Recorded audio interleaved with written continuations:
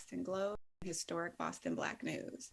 We're here as Black journalists to bring conversations about the news um, to loyal BBN listeners like you. And I'm here with my illustrious co host, Megan Irons of The Spotlight. And we are celebrating Women's History Month today. Go ahead, And Megan. Janae, I am always delighted to be with you, Miss Janae Osterheld, because the residential troublemaker. And we have some good troublemakers in the house today. Tell the good people who's joining our roundtable today. Yes, we have an amazing lineup today of powerful women celebrating with us Women's History Month. With us this morning will be Congresswoman Ayanna Pressley, and Attorney General candidate Andrea Campbell. We have former Massachusetts gubernatorial candidate Danielle Allen and community activist Stephanie Gurin. And so, listen, these are phenomenal women marking Women's History Month, and I can't wait to delve into our conversations with them. A conversation I with. am so excited. And today we're debuting a new segment, Let's Talk Boston, with our amazing reporters, Alana Barfield and Tiana Woodard. It's going to be all about what's happening now, what's new, what's young, what's fun, and what's on. And we want to invite you into this conversation. I'm looking so forward to Alana and Tiana get into this today. But I want to hear from you, our audience. And if you've got questions for the show, we are here. Ask us on Twitter using the hashtag Black News Hour. And for more content like this, or to subscribe to Black News Hour letter, our news hour, our newsletter, I meant to say, you can visit globe.com/Black News Hour. And Megan, you know, I always like to kick the morning off with some Black joy a la A Beautiful Resistance, where we celebrate Black joy and Black lives at bostonglobe.com/A Beautiful Resistance and on Instagram at A Beautiful Resistance. So tell me, what is giving you joy this week? Well, we've had some beautiful, I hate to talk about the weather, but honestly, it's been really great having, after, some snowy weekends, having this beautiful weather to celebrate. I went for a hike this week, and I can't tell you, that was spirit lifting and freeing. And we need to do more self care, Janae. Oh, we need to do more self care. And I'm actually glad you brought up hiking. I think in the future, we probably should do an episode about Black folk in nature because outside is ours too. Ocean is ours, hiking is ours, swimming is ours. Like there's so much beauty in New England and nature in New England. And I feel like for so long, because of injustice and access, we've been denied a lot of things that other communities have access to. So I do encourage people to get out and hike. And if you don't know how to swim, to learn to swim, to enjoy the ocean as the weather starts to break and really make spring something for us. Because That's that's part right. of your self care. That's part of justice to have that space and to take that space. And Um, sometimes you just need to slow down. so slow down and rest, as the Nat Ministry, whose book you can pre-order next week, says. You know, we need to rest. We need to have that balance. We cannot allow the grind machine and capitalism to eat us. May we um, are celebrating Black History Month, and I wanna ask you this question. I'm curious about what the other guests are going to say too. Um, who is there some woman in history that you carry with you in your work, in social justice advocacy and reporting, and as a journalist? Is there oh, someone that you are celebrating and marking today? this Women's History Month, the women's history I carry with me is deep. I would start with my mother, who was a white Jewish German woman who gave birth to the Black woman that is me. And she's no longer here with us, but I carry her with me. You know, I carry Ida B. Wells and Toni Morrison and Zora Neale Hurston, Maya Angelou. I carry so many amazing elders and ancestors with me in the work I do, Nina Simone, the storytellers, the space makers, the space takers. I think about women like Assata Shakur and Angela Davis. And I also think about the women that are ensuring our Black present and Black future.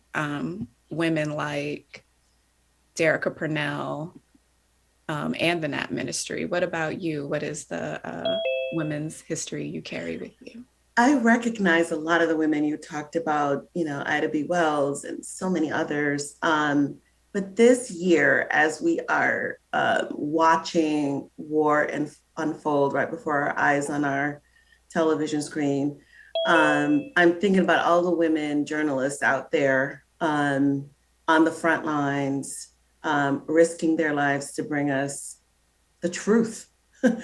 I'm thinking about people who are talking to survivors, trying to cross over into, different parts of Europe.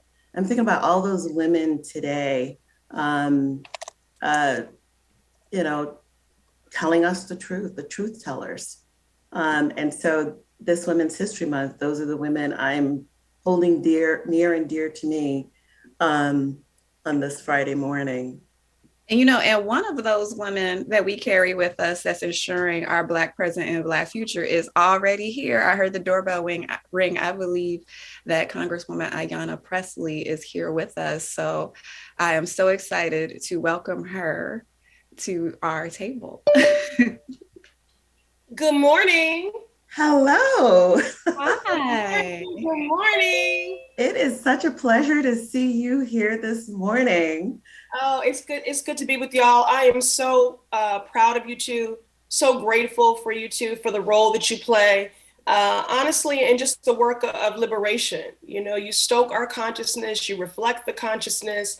You disrupt. You truth tell. You spotlight. Ida B is very, very proud. Oh, yeah. Thank you so much. Yeah. So I'm thrilled to be with you, and it's Women's History Month. And yesterday, the Massachusetts State Legislature passed the state version of my federal legislation, the Crown Act, becoming the 15th state in the country. Well, at least to pass the House. We still have to go on to the Senate. But shout out to all my sisters in service and my state partners in Rep. Ultrino, Rep. Tyler, Elgardo. I'll forget somebody. I'll come back to it in a moment. But Miranda, and now it goes to the Senate. And then today we'll vote on the federal version in the House, the U.S. House of Representatives of the Crown Act. So, as depending on the day, we're not sure if it's Maya Angelou or James Baldwin, but we were reminded, right, that our crowns have already been bought and paid for, yep. And all you have to do is put it on, right? Right. And this is just really a glorious day in so many ways. I am so excited. Free our hair. Love our hair. Celebrate how we carry our crowns. Megan? I want to say, for those of our audience who don't know you, and they should know you, hello. Ayanna Pressley is our Congresswoman representing the 7th Congressional District and serving parts of Boston and surrounding cities. She was the first Black woman ever elected to the Boston City Council in 2009 and the U.S. Congress in 2018. As we've said already, we are so thrilled to have you. And you talked about the Crown Act. I mean, sometimes I wonder, how did we get here where we have to sort of put in legislation respect for our here? Talk about that and talk about what Women's History Month means to you, Congresswoman.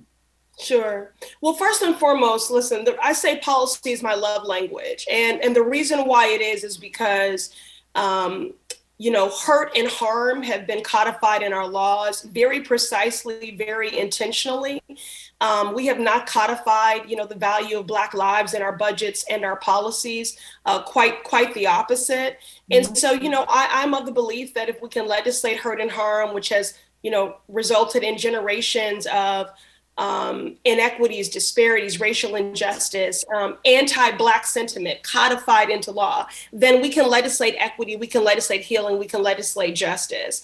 And that's the work that I seek to do every day, shaped and informed by my angel, my ancestor, my mother.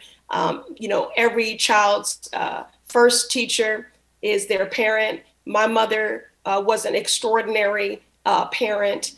She did not read me, bedtime stories as a child of being a princess and being saved by anyone. She read me the speeches of Barbara Jordan and Shirley Chisholm, and children's books, and gifted me coloring books that were produced by the Chicago Defender and the Black Press. And,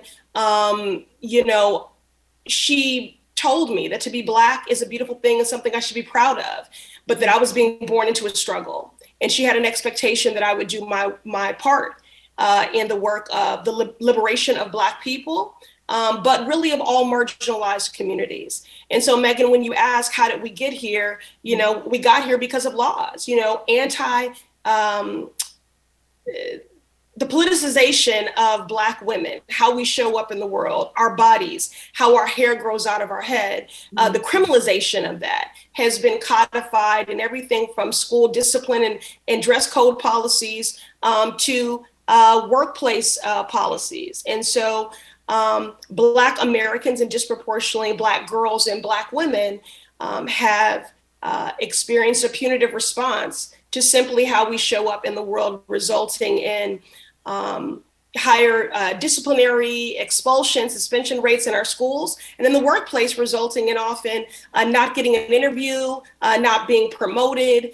If you were to do a Google search of unprofessional hairstyles, what you would be met with are a barrage of images of Black women with our hair in locks, in afros, and protective braided styles. And so the Crown Act, which I'm proud to be an original co-sponsor of, would just ban race-based hair discrimination. And Congresswoman, and I think your introduction was just spot on that Megan gave you, but I also like to call you the People's Congresswoman, because you are out here for liberation for all peoples. Boston is in such a fragile place right now. I like to say it's kind of in a tug of war between old parochial Boston and kind of the possibilities of what can be and radical change, which you are so known and loved for. What do you want to see happen in Boston as we go forward to build the kind of city we need to be?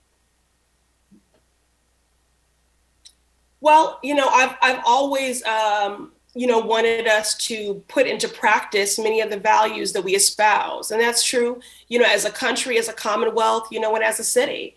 At the most base level, what I want is for people to be able to show up in the world fully, authentically, unapologetically, without fear, without discrimination, without violence, an equitable opportunity for upliftment, advancement, wealth building, and for joy. Just if I were to just make it just at the barest, essence there. And so again, for me, that all begins with our lawmaking, because we have historically been under-resourced, divested from, and that has not created an equitable ecosystem whereby we can thrive. And so I'm going to take it back to policy. I'm grateful for the effusive praise of Black women on the ballot. Shout out to Andrea Campbell running for AG statewide, and she'll be joining me shortly. Shout out to Danielle Allen, who had the courage, to put herself out there and now is, offering some spotlighting and truth telling about, the barriers to running for office. But again, sometimes the victory is not in our traditional definition of the outcome, but the victory is in the running. And so we commend her for having the courage to run.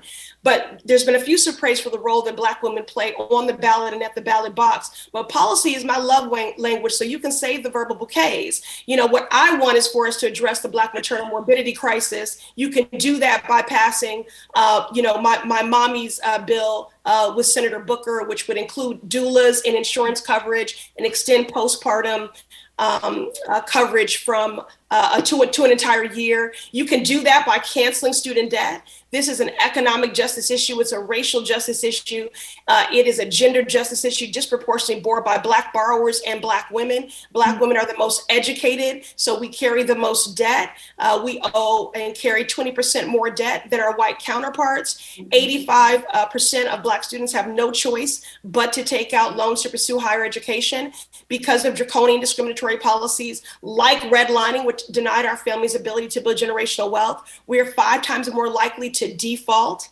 So President Biden was given the authority by Congress through the Higher Education Act to cancel student debt. He can do it by executive action. I've been leading that fight in the House. We've been successful in getting the administration to pause student loan payments during the pandemic twice. And we've seen people be able to remain safely housed, to purchase essentials. Some people have become first-time home buyers, in their entire family, first-generation home buyers. And so this can be transformative. And with the power of the pen, by executive action, canceling broad-based student debt at $50,000. Now, we know that's not the sum of the problem. We have to address affordability, and that is about Pell Grants and tuition-free college and all those other things. But the fact that Black women still only get paid 65 cents on the dollar to our white male counterparts, we're the most educated, carry the most debt. If you want to show your support for Black women, support is a verb, and policy is my love language. And so I don't need any verbal bouquets. Alleviate this hardship, alleviate this burden, jumpstart the economy, ensure that we have a robust recovery from this pandemic-induced recession, cancel student debt. So that's what I want to see. Federally, the reason why I ran for Congress is because the inequities and disparities and racial injustices, many of them that we see playing out for generations on the state and municipal level, were initiated by federal policy. So to me, this is really where it all starts. This is where we undo centuries of harm. This is where we chart a different and brighter path forward. So Women's History Month, Black women, address the maternal morbidity crisis, cancel student debt, reparations, pay equity, pay me what you owe me, Black home ownership, we want it all, I've been covering you for many, many years, and you are who you say you are. You opened the doors on the city council for survivors of homicide, giving them space to air their trauma. And so this has been you 100% all the way through. And we're happy for that. And I remember too, you would bring your mom, a picture of your mom, to every city council meeting, and you would put her on your desk. Do you still carry her with you in today? And Megan, thank you for that. Thank you for that. And I have to say, since you brought up my mom, because I'll evoke her today on the floor when I speak and debate for the Crown Act. But I also want to remind people, speaking of women's history and Black women and the Supreme Court, I remember being on the steps of the Supreme Court with my mom. And I remember, just so many times being in Washington with her on those steps. And next week, we're going to start to make history. Since the inception of the Supreme Court, there have been 115 justices, not a single Black woman, over 100 white men. And representation matters. We need a Black woman on the court, but not just any Black woman. And what we have in Judge Brown is someone who was committed to racial, economic, reproductive, disability, housing justice, and more. And what about the fact that she wears sister locks, y'all? That's right, Judge Brown. She wears sister locks, and she would be and she would be the first former, public defender to serve in this role. So this is an exciting time, but as you said, in many ways, it's the best of times and the worst of times, right? I see this huge landscape shift happening, in the Commonwealth. It's greater than our ancestors' dreams and what we ever could have imagined. Mm-hmm. So, you all have been a part of ushering that change in. Thank you for this platform. Congratulations to the two of you. Yes, Megan, I'm carrying my mom in all things, and I hope in word and deed that my actions are a love letter to her and her righteous example. Amen. Amen. Thank you, Amen. Congresswoman Presley, for being here with us. You are a gift and a joy, and we are about that third term life. Yes, right. Have a wonderful weekend. We're getting ready to bring in our young, fabulous reporters, Tiana and Alana, to introduce their brand new segment, Let's Talk Boston. They are the future. Thank you so much. Thank you. Thank you, Thank you. Congresswoman. Shout out to all my alopecia queens. Rock your baldy. That's right. Baldy and beautiful. Thank you. Love it. Love it. Love it. Oh my goodness, that was so spirit lifting. Listen, we needed that. And now we need our sisters, as Ayanna Presley would say, our sisters in service, Tiana Wooder and Alana Barfield of the Boston Globe, to come join us for Let's Talk Boston. Good morning, Sister Queens. The floor is yours.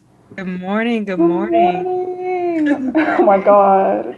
Oh my God. That just lifted my like serotonin and everything. The first segment was everything. Thank y'all so much. It was such a great conversation. It uplifted me. Right. Everything that I needed, Tiana. Especially Literally. at 8 a.m. Oh my God. 8 a.m. So for everyone who's tuning in right now, we have a new segment called Let's Talk Boston, and we're giving you everything from the latest trends to what's happening in the city. But before we dive into all of that, we want to introduce ourselves, right? Because I feel like it's important to know who we are as hosts. So again, my name is Alana Bearfields. I am originally from here. I went to school in New Orleans at a historically Black university called Xavier University of Louisiana. So all my Xavierites out there, XU. Really excited to be talking about the Black culture in Boston. And of course, my favorite artist is Beyonce, the queen herself. I had to share that tidbit. But Tiana, introduce yourself. Oh my gosh. Well, my name is Tiana. I'm not from Boston. Born and raised in Nashville, Tennessee. I've lived in Beaumont, Texas for the past 12 years. Just moved here. I am I've only been in Boston for about 9 months, but the city has like welcomed me with open arms. I'm really excited to just be a part of like the city's culture and also just explore it and learn more through the segment and also share what I know with y'all. And my favorite artist, Yes, my favorite artist I would say is Prince. Oh, okay, that's a good one. Yes, we love Purple Rain. Go ahead. Tiana, I just want to kind of ask you too, what was it like living in Beaumont, Texas? So for everyone listening in, Beaumont is a little bit outside of Houston, about an hour away. And I just kind of want to get your perspective on it, how that was living there to now transitioning into living in Boston. You're one of the only people I know up here that has heard of Beaumont. So when you said that, I was like, oh my God. Well, like as Alana says, completely correct. Beaumont's like an hour out and a half out east of Houston. It's 30 minutes to Louisiana. I can drive in Louisiana in 30 minutes. I would say that living there, I think that I never really understood, I think, until Boston, how much I took Beaumont for granted in a sense. Like there's pluses and downsides for both cities, but I think for Beaumont, it was far less segregated, I would say, than in Boston for sure. I grew up in Nashville, and I think living in Beaumont and living there was one of the first times I think lived with all walks of life per se.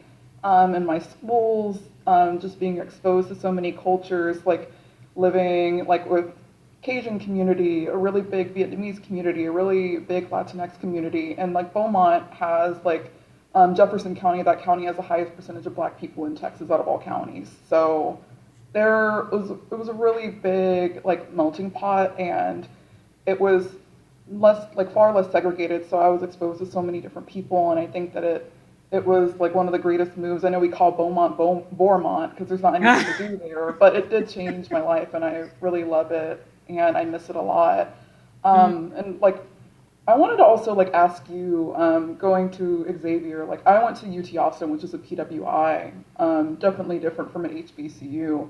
I guess like coming from Boston, what was that experience like being in an HBCU and being in the South for your undergraduate career? Yes, that's a really great question. I think for me, it was a culture shock, right? Mm, Walking around that campus and just seeing to my left, to my right, Black excellence. And it made me want to mm, work harder. There's been studies time and time again that you learn better from professors that look like you yep. because you understand, right? I had a Black psych class, and it was really important to dig in those tough conversations, what is happening in our community, in our culture. So I think Xavier gave me the momentum that I needed, and instilled me with so many life lessons that I use today. And it's Mm, important to continue to reach back to these HBCUs because they are producing groundbreaking people in our society who are making a right. difference. But right, so when we look at Boston, there's so many women, especially this month because we're shining the light on women who are making a difference. And, this segment is talking about news, but also it's about culture, the intertwine of it all. And so Right. before we get into all of that in future shows, we also do a rundown of like what's happening in the city. Mm. So for one of the events, Van Gogh exhibit is happening today and tomorrow before it closes. So if you haven't gone yet, get your tickets. Get your I tickets. know. I like when I saw it, I haven't been able to go and I don't think I'm gonna be able to go, unfortunately. It was just so like beautiful. Like I'm always like just enamored by Van Gogh's work and just to I've seen like paintings, but like an interactive exhibit like that, I don't think you want to miss that. I know like what also was happening, I think for like the first time in 2 years, I think because of COVID, the St. Patrick's Day parade in Southie. Mhm. Really excited for that. I've never been. I'm planning on going, hopefully. I think it starts like I'm gonna like hop to the Broadway station and then hopefully can get all the action in. So if you haven't done that in 2 years, I think it's gonna be like a really big thing and you should not miss it. Yes, so you better report back. I better see pictures on your social media. So like, Okay. what's happening out there? So that should be definitely a good time. Another exhibit I want to kind of bring up is Frida Kahlo. She's another person that they're bringing an immersive exhibit to check out, and that's just beginning. So you'll have some time to get into all of that. And there's just so many more events. Tiana, tell them. Right. Just like we would be amiss without like mentioning any like especially Black women centered events. Like one thing that I know is happening in Quincy next week on Thursday. It's an event called A Woman's Worth, and it's an event, a live event where it's just going to be a plethora of like Black women-owned businesses that are going to be able to show like their products and stuff, and you're just going to get really supporting Black women-owned businesses because we got to lift our sisters up. So do not miss that. It's next Thursday night, I believe, at 6. You can double check me on that, but it's in Quincy. There's going to be refreshments, a DJ. It's going to be really great. It's going to be great. And there's just so many events that we've been seeing on social media, but not on just social media. There's so many topics that people are discussing that's been buzzing on social. And we've seen that with Jussie Smollett. A lot of people, if he's guilty or not, or just, like just looking at what he did. But people are saying, the time that he got for 150 days in jail is not reflecting of what we look at the justice system. So that's been a Mm-hmm. huge conversation, Tiana, what we've seen time and Right, time again. right. I know like another thing that was really buzzing, I think, earlier at the beginning of this week was I think at the Critic Choice Awards, a director, I think her name is Jane Campion, like in her speech, she pretty much said that like unlike Serena and Venus Williams, that she competes against men in her field or her category, which is completely wrong because definitely they have worked or played with men in different like tennis matches, and so it was just kind of like, why do you have to put down a Black woman specifically to lift yourself up? I was definitely like kind of outraged about that, and I know that social media rightfully was too. It's always been a conversation. It's like the stigma of crabs in a barrel. It's just, you want to bring other people down. And, I always say time and time again is that all Black women can have a seat at the table. Everybody can win no matter what. And for all our music listeners out there, Normani is coming out with an album. It's coming, people. I see Tiana is getting excited right now. Yeah, Fair came out this morning, and please listen, please listen. But yes. I know that, I know we're like wrapping up towards the end. The time went by so fast. Right. Oh, no. Time went by so fast. But before we go to wrap up Let's Talk Boston, I want to leave a quote of the day. And this is from our girl, Rihanna. I think women want freedom. They want to be empowered. They want hope. They want love. They want all the things that I want. And I'm not afraid to say those things and act on them. And I think that's why they identify with me. Once again, my name is Alana Bearfields. And I'm Tiana Woodard. Thank y'all so much for listening for our first segment. So excited to continue this conversation with y'all. We are so excited to have you ladies join us. And I just want to add, if we're talking about events people need to go to, please go to Silk R&B Party at Big Night Live and enjoy all of your favorite R&B. Dance it out, feel it out. We're entering the spring and ain't nothing with a little bit of body whining happening on. Join DJ Real P and go to Big Night Live and get your tickets. I'm so excited to be in a conversation with you guys and just to have you here. And Megan, please come back to the stage. We will see you all next month with Let's Talk Boston and celebrating. So great to have things you. in the night. Sorry to talk over you, Janae, but I just wanted to say it was so great to have Tiana and Alana. That was awesome. Thank you, ladies, for your insights. And now we are ready to bring in our Powerhouse Roundtable. I'm excited for this. Yes. And before we do that, I believe we are saluting nurses this season. Right, Megan? Yes, Janae. The Boston Globe invites you to nominate a nurse who has given you or your family special care within the past year. Select stories will appear in the special Salute to Nurses advertorial section publishing May 8th in the Boston Sunday Globe. Nominated by this Sunday, March 20, at globe.com/nurses. Absolutely. We celebrate all of the many nurses who help us to be our best selves and help create access for those of us who have been disproportionately locked out. Don't forget to send us your questions using the hashtag Black News Hour. And we are privileged to have such illustrious guests who are very much the Black women we carry with us to help honor our Black past, secure our present, and build our future. We have Danielle Allen, Andrea Campbell, Stephanie Guerin, come through. Woohoo! I am so excited to have all of you here, but let's first do a little introductions. Danielle Allen, as most of you know, ran for governor this year. She is the head of Harvard University's Edmund J. Saffer Center for Ethics. Allen's written several books, including Why Plato Wrote and Cause, The Life and Times of Michael A.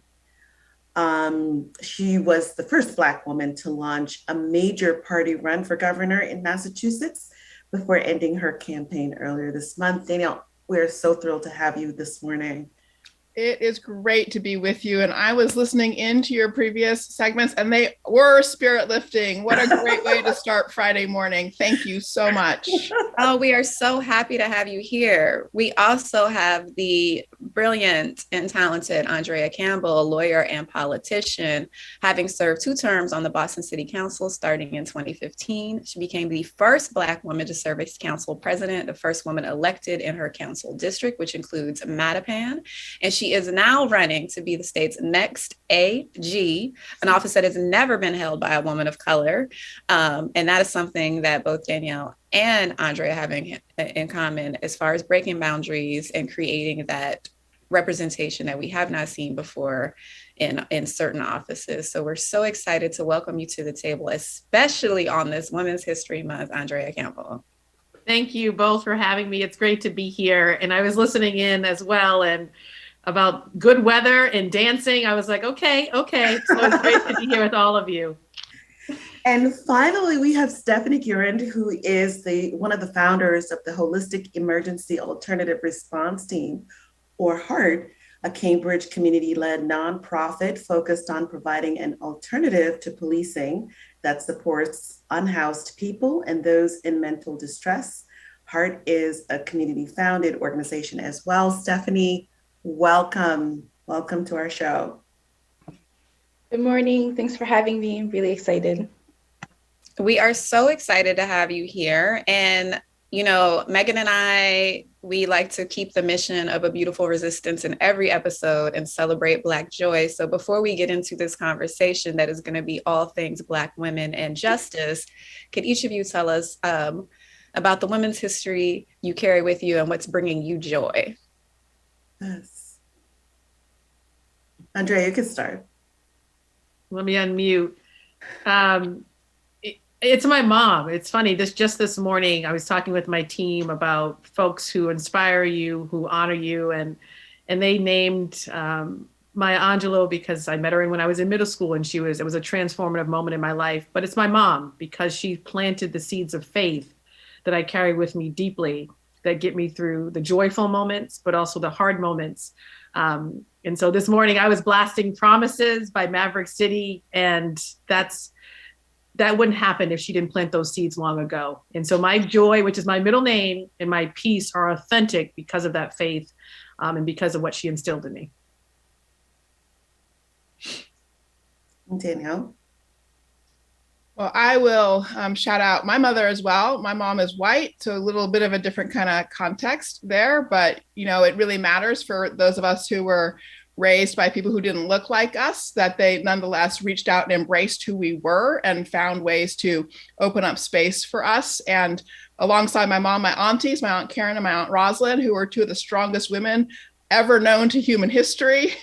And the three of them together absolutely have made me who I am. And my Aunt Karen, Auntie Rosalind, they are Black women. So my mom was part of a mix of a world that was new to her when she came into it, and she took that in and helped me learn my place and build me up strong. And Stephanie? I'm gonna call in Bell Hooks, our recent ancestor, Audre Lorde, and some folks that we're working with now who are blessing us and teaching us, Miriam Kaba, Angela Ritchie, lots of amazing Black women who I'm learning from, and I'm super grateful. Hey, I want to start by asking, you know, all of you women, you are operating in spaces that are very few of us are in. Andrea, I've watched your career, political career through the years. You out-hustled your opponent to get that District 4 seat. You jumped into the mayor's race and worked hard in sort of closing some gaps there. And now you're running for Attorney General. And if you are successful, that would be another trailblazing moment for you as well. Talk about the importance, Andrea, you could start, and then Danielle and Stephanie, about stepping into these moments and just kind of jumping in and making sure that our people are represented in these spaces, and about your own aspirations for this position. It's critical, you know, and I call them leaps of faith, regardless of whatever your faith tradition is. If you are running for office, if you are moving to a space where you are one of a few Black people in the room, and which is happening every day in various industries, right? You're exercising leaps of faith and courage. And we should be celebrating all of those folks, especially Black women who do that every single day. For me, the political space is so important that our voices are there and that we are leading and represented in these spaces, because politics affects everything. Even though voter engagement, civic engagement is extremely low, particularly in the Black community and communities of color, I'm reminding folks every day that I don't blame you for that. You know, government has let down communities of color for a very long time, as we know. And that is something that we have to acknowledge. What I remind folks is when you are not showing up, when you're not at the table, people act as if you don't exist.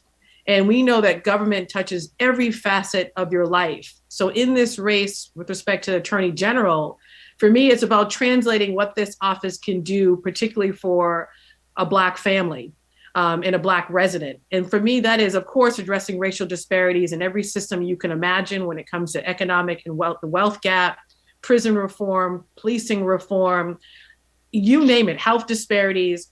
That office has all the tools to address those disparities swiftly and with a sense of urgency.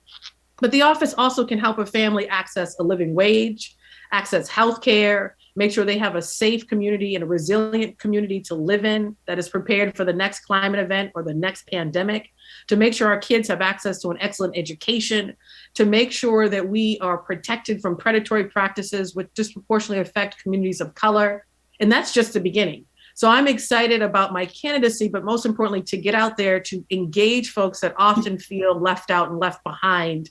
And I am going to be crisscrossing this state because representation matters. And if we are not at the table and leading in that space, the priorities of an office will not reflect the needs of the very communities we come from. And also what we got, frankly, all of us on this Zoom to be successful. It's also about giving back to that next generation so they can also reach their full potential and accomplish their dreams. Absolutely. I'm so glad you brought up voting and access. Danielle, right now you are entering the next phase of your political career, and I would love to have you just pull up and give sermon on ranked choice and access to actually running for office and what we need to do to move forward so we can have more representation in the political sphere. Absolutely. Thank you so much, Janae. And let me just share a little bit of story to start. So, I mean, in my own case, a lot of you know I've had a pretty bleak view of where we are in this country in terms of what's possible for communities of color. Ever since 2009, I lost my baby cousin, Michael, and lost him to mass incarceration and gun violence. And I'd had a mixed picture before that, light and dark. I saw the dark, I saw light, but that really gave me a kind of bleak view. And then the pandemic hit, and there were such different impacts for different communities in our Commonwealth. And I just reached a point where I couldn't take it anymore. And I just didn't have confidence that anybody in the race, statewide office for governor, was going to give voice to what I saw and what I felt. And I also knew I had the capacity. I was fortunate to have achieved the place of financial freedom, to have achieved the place of professional networks and the like, that I did have the capacity to do it. And so I had the thought, if not me at this moment, who else is going to give voice to these things? And so that was the reason to run. But you're right, Janae, that what we really need to do is bring down the barriers to running. The fact that it took me this long into my career for it to be possible for me to run, this is not acceptable. The fact that at the end of the day, it's really hard for people to actually believe there's a genuine path forward if they're going to run is not acceptable. One of the answers is ranked choice voting. You're completely right to bring that up. And if we had ranked choice voting where people could go into the voting booth and vote for their first choice and their second choice and their third choice, that would give a lot more people the chance to come into the space and be able to accumulate that support and build up that support and get over the threshold. So I also want to shout out Sister Tanisha Sullivan, who's running for Secretary of State, as you may know. Also was one of the honorary co-chairs for our ranked choice voting ballot proposition a couple of years ago. And she would bring those changes. She would bring down the barriers so that we could make sure we were seeing representation, as Sister Andrea said, and I want to lift up her candidacy as well. It's so exciting to see her in this race. So absolutely, ranked choice voting is one of the keys to getting voice and access for communities of color in this state. Wow. And Stephanie, you are in a space that is so relevant and prevalent right now, looking at alternatives to policing, particularly for very vulnerable people. And I wondered if you could take a moment to talk about heart and its mission and different ways that you can think about, I don't know, policing, if you will?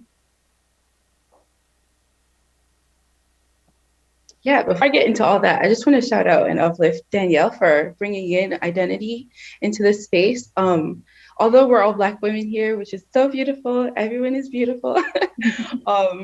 I think it's really important to just to name my very privileged position of being a formerly undocumented person, and that's really shaped my experience living in the United States, especially here in Cambridge, Massachusetts. And as a formerly undocumented person, I have seen how scary life can be to do the most mundane things and how challenging it was. I mean, I was a dreamer, so I didn't actually know the details of my own situation. My mom would just let us know that there are certain things that we couldn't do and not give us any context for why we couldn't do it. But I know that experience. And for me, I come to this work as a Black woman, for sure, with visibly racializable African descended brothers who genuinely fear for their lives in certain everyday spaces. And so I sort of combined that lived experience with this work that I'm doing now. For us, we've created Heart as a program that's meant to give people someone to call without having to weigh out the very real possibilities of, being deported or having to go to jail or being just being in a system that will prevent you from having access to certain resources. So instead of having to weigh out those very real things in situations where you feel unsafe, there needs to be a program that doesn't require any sort of interaction with existing punitive carceral systems. And so for us, we created Heart to be that intervention, someone to call when you need it without having to think, without having to weigh out, like you need to get out of a situation. We can call us and we can transport you to another location, no questions asked. For us, it's about also connecting people to resources and giving people the information they need to consent or not consent to certain existing resources. And for us, we want to reduce encounters with the carceral system. We think that will make a dent in mass incarceration in Massachusetts. And we also think it's really crucial for us to give people the option to make the decision whether or not it is the actual police that needs to be called or another organization. And having more options is great for everyone. And that includes people who aren't marginalized, so-called. Giving people more options is what we need to do. And innovating around public safety is what we need to do. And we need to make sure that innovative solutions like Heart are well resourced so that we can genuinely collect data and see if policing as it is or other alternatives may be the better way to go in the future. That's all. Stephanie, I am so excited about Heart and excited the work you are doing. Stephanie didn't tell you guys this, but they have a bunch of volunteers that are literally going through the very hard and tedious work of EMS training so that they themselves can respond to calls and help people who are in distress, learning about mental health, learning about how to check people's heart. I mean, just really, really going above and beyond to be members of their community who are empowered and learned to protect the community. And as I'm thinking about what Danielle said and what Stephanie said about identity, and I think it's really important in this space to talk about the nuances of being Black. Like, there's no one Black in America. We use the term Black American, and that's awesome. But, there's, Haitian Americans and there's Black people who speak Spanish and Black people who speak French and Creole and even, Taiwanese. Like, we have Black people all over the world from the diaspora. In Boston and Cambridge and Greater Boston is just one of those places where we exist in so many multitudes. And I'm so excited to see us finally start celebrating that and lifting that, and also talking about the very different experiences we all have as Black women. And then just the privileges, we often talk about privilege in this very one way, but it's, to Stephanie's point, you know, we all sit here as privileged people who have, we're documented, we're American citizens. We have a certain level of privilege. I'm a light-skinned Black woman. I know that holds a certain level of privilege. We're all professionals and have a salary coming in. I would love to hear Andrea talk a little bit about kind of making space for the different ways to be Black and woman, because I really feel like, and everyone really to talk about this, but I really feel like as Black women, we are told we have to be this one way. And any time you step out of that, it shifts. I mean, we've seen it happen over and over. Absolutely. And I just have to appreciate what Stephanie said, particularly about the vulnerability of sharing about being undocumented. I remember as a city councilor being very intentional in the work that we were doing to make sure that we were recognizing folks were documented and undocumented, but including them in the conversations and making sure that programming and resources were available to them regardless of status, because they were contributing to our communities and our cities in incredible ways. So I really appreciate you lifting that up. And the fear piece, right, as well. For me, it's interesting though, in this conversation, although we are all very much privileged, we are living in homes, we have resources, we have access to so much and so many networks. All of us have spoken to a carceral system that affected us, which I think is so fascinating. It tells you about the breadth and the scope and magnitude of mass incarceration. I talk freely about my twin brother, Andre, dying. This year actually marks 10 years since he died while in the custody of the Department of Correction. And so as I'm going out on the trail in this journey, in this race, I am lifting up his story in a different way. And frankly saying, the office that I am running for Attorney General, this race feels a little bit more personal, in that this is the office that could have investigated or pushed the Department of Correction to look into what happened to Andre, and so many other families that have had some very unfortunate interactions with the carceral system in Massachusetts. And so I just think it's important to name that regardless of our identity, if you are living in Black skin, you have probably in some way been connected to the carceral system or had a loved one, a relative, a neighbor be involved, and how traumatic that is. And so I'm blessed to be in this space because all of us are turning that pain into purpose, creating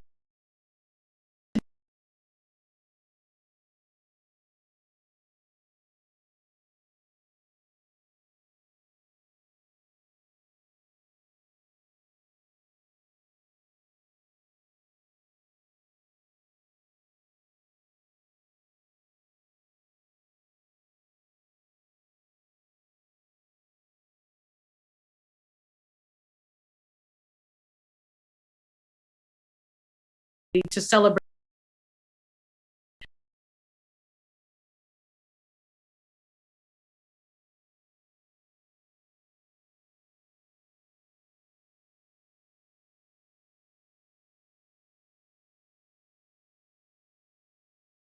A better place. And I just think we need more spaces to share our stories, and government in particular has to also be at the table creating those spaces, because we know enough voices are not represented. And if that's the case, we're going to continue to perpetuate a narrative that Black identity only means one thing, and can only be one thing. And so we have the ability to challenge that, particularly those who are in elected office and who are running for office as well. Danielle, I was curious about your feelings, just sort of piggybacking on what Janae said and what Andrea just said, on Ketanji Brown Jackson. There was a great piece this morning by Kimberly Atkins Storrs, fusing her historic nomination with her wearing sister locks, and representing us in a way that on such a high level, and our natural hair. And we see very different hairstyles this morning. So I'm curious about what you think about her nomination and being in the space, and sort of this right-wing blowback she's getting, and sort of the firmness and the courage that we all have to undertake in taking on these positions, especially when they haven't always been traditionally open to us. Wait, Danielle, I want you to chime in, but we are going to actually ease on out and say goodbye to our radio listeners as we keep this conversation going for a few more minutes. So I just want to say thank you for tuning in to our radio listeners. Thank you for tuning into Black News Hour, #Black News Hour, bostonglobe.com/Black News Hour. And we will see you next month with more lively conversation and more celebration of Black life in our beautiful city and beyond. And now back to you, both Danielle and Stephanie. Well, it's just a beautiful thing to see for sure. And my daughter is super excited about it. My daughter says, yay for what my daughter calls a blurred Black nerd. Okay. And so as we're talking about different kinds of Black women who are out there, let's keep the blurs in the mix too. And I'm a proud blurred Black nerd.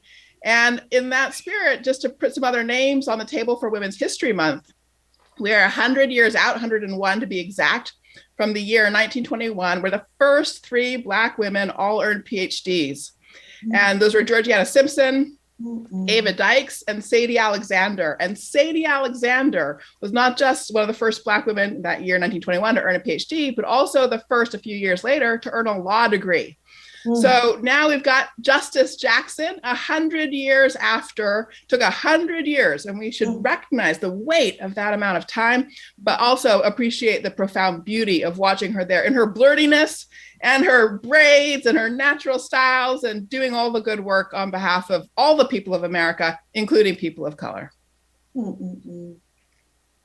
Stephanie, I would love to hear you chime in, especially since you are doing so much community work to create new ways of imagining justice, what it means for you to see this judge and to see this moment.